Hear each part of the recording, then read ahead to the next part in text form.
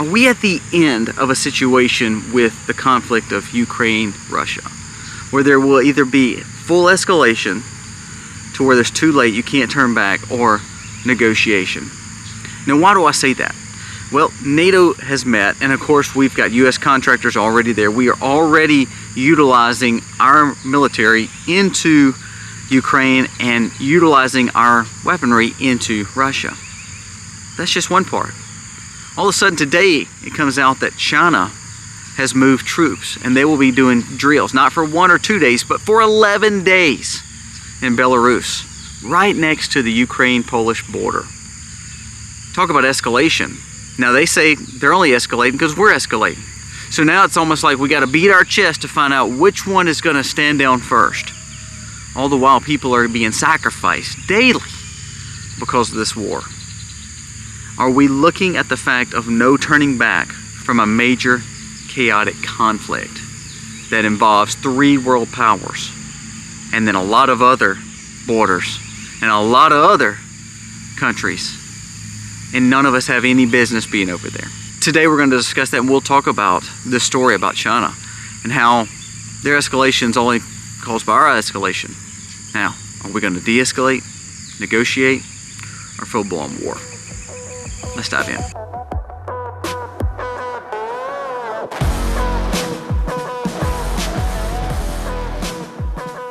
Hey guys, welcome to the Max. Thank you so very much for being here today. If you are new to the channel, go down and press subscribe, ring the bell. Give us a thumbs up if you like the content of today's video. If you don't, let us know below, comment, and we like to share with you, and we want you to share with us. So in the comments below, tell us what you thought about this story. What is it? Our goal? Is it our right? Are we supposed to be in Ukraine? I don't think so. I think that's a complete wrong move. Now we've seen escalation come to a point where now the provocation that we've started, Belarus has brought in China, China and Russia has met, Russia and India has met, India, Russia, China, North Korea, and Iran has met. And now, because we provocated, they're escalating. So what's the next step? So the Zero Hedge article says China conducts military drills next to Poland and Ukraine. China and Belarus kicked off ultra-rare joint military drills.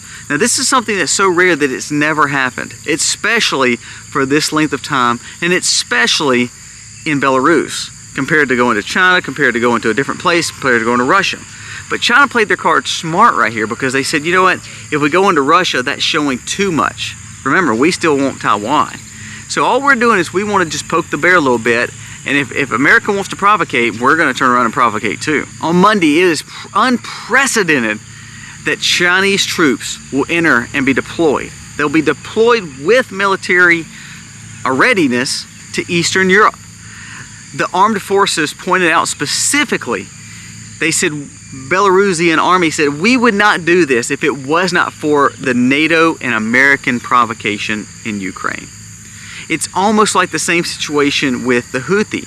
If we would just learn to not have to be the police of the world, we probably wouldn't get bombed ships. We put ourselves in precarious situations to then turn around and get hit or get hurt or get sacrificed, to then that allows us to have the warmongers go, oh, we got to go into war. So that's exactly what we've done. And now Russia and China has kind of caught our hands at it.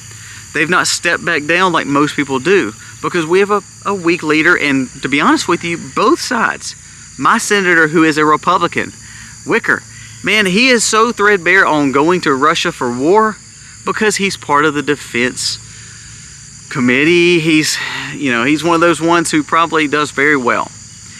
So even though we want him out, even though he's a Republican, he's not doing anything for America. Our borders are falling to pieces, but he is worried about Ukraine. So it's really both sides of our aisle is wanting to escalate this war. Now the thing is this, if we've shown provocation and escalation, if they show provocation and escalation, now we just passed July 4th, okay? So when we were kids, the last thing we did, we were idiots and stupid, but we used to get done with all our shooting, and then we just got tired of shooting, and then we'd have bottle rocket wars and all that kind of stuff. We'd put our fireworks just in the middle, and we would just say, let's just light, ones around it, and let's just see if any of it would ignite, and just make one big kablooey, stupid. I know we were kids. That's exactly what we're doing over there. We have China on one side, Russia on one side, Belarus. We have Poland, who's already threatened. We want nukes here. We want NATO's nukes here. Belarus has got Russian nukes here. China has the capabilities. North Korea. Then we have America, who is standing on the outside saying, yeah, cheerleading it on. It's like we've lit 4 or 5 different fuses, hoping something will blow up. Now remember, we shouldn't want that, but that's exactly what America tends to do. Also, the Biden administration needs a Black Swan event to really get their focus off the faltering of the DNC and then implosion of their candidate. What better way than make a Black Swan event to say we have to justify boots on the ground? We have to justify attacks in Russia. We have to justify stopping China. It's so easy to see exactly what is being set up. War, when we have debts, and China has debts, Russia has kind of pulled out of theirs because of the military, war tends to get countries out of a lot of debt because they spend a lot more, they get people to work. It seems like it always helps the economies. What you're willing to do is help the economy to sacrifice people, though. And there's been time and time again in history, all countries have done this. So now we're looking at a situation where everybody's economy is in shambles. We have several elections happening. We also have the fact of our leader that is failing. And pretty much, remember, NATO goes at the beck and call of America. So if we wanted to stop this escalation, we could de-escalate and get to the table with Putin and stop all this. I love when we hear politicians say, we're standing with Ukraine. We're standing, to make sure they're safe. What we're actually doing, the safest thing is negotiate and get to an agreement of a ceasefire. The worst thing that we could do is keep provocating a war that kids and adults and young adults and children and women are dying in. Help me understand that lingo that politicians use, and it just smoozes people, and they put their little Ukrainian flag in their bios on every social media post. And ultimately what you're saying is, I want to keep giving money for them to get destroyed. It makes no sense. So now we see a major escalation where we have 2 world powers that are literally doing military drills. One is actually in war. The other one is helping provoke a war, which is us. We're proxying. And then you have China sitting over here saying, you know what? We're going to show force too. We're going to see what they're going to do, because if they don't do nothing to us here and they don't, write a strongly worded letter like, Republicans are good at, if they don't do anything to us here at the Belarus border, Polish border, and Ukrainian border, what are they going to do to us when we step into Taiwan? So it's all a test. So then the question comes down to, what's the next move? I think we're actually too late to stop all this, especially with the leaders that we have. With France and UK going even more liberal, with the fact of America literally imploding, and they need to get the attention off the DNC and off Biden. And then all of a sudden, you have Ukraine, who is, he don't want to see Trump win. He's already made comments that he wants Biden to stay as the helper of Ukraine. He don't think Trump will do it. So you don't believe they're wanting to escalate this to a point where it gets the attention off the election, where it gets the attention off Trump, to where it helps benefit Biden, or benefit the DNC, or benefit the wars, benefit the financial issues, the economy?